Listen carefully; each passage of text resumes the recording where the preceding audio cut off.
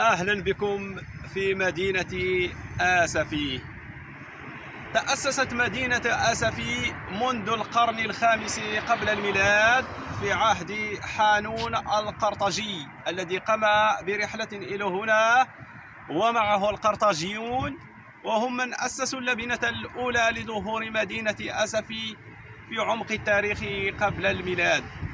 بعدها تعاقبت عليها الحضارات وتعاقبت عليها الحضارة وتعاقب عليها البرتغاليون الذين غادروها في القرن السادس عشر، ثم بعد ذلك الأندلسيون، وهنا أيضا وصل عقبة بن نافع ونشر هنا الحضارة الإسلامية. وتتحدث الروايات عن أن أول مسجد في المغرب بني في مدينة آسفي بعد وصول المسلمين إلى المغرب، وبالضبط إلى مدينة آسفي. هنا تعاقبت الحضارات، ولكن مدينة آسفي تجسد كل هذه الحضارة التي تعاقبت على المغرب وجمعت بين الحضارة البرتغالية والإسلامية والفينيقية قبلها، وبعد ذلك الحضارة الفرنسية، إلى أن وصلت بنا إلى اليوم.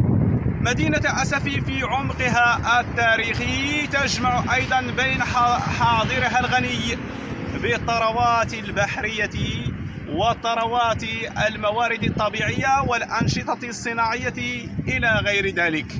فتابعونا في الفيديو لمزيد من الاستكشاف لهذه المدينة الجميلة.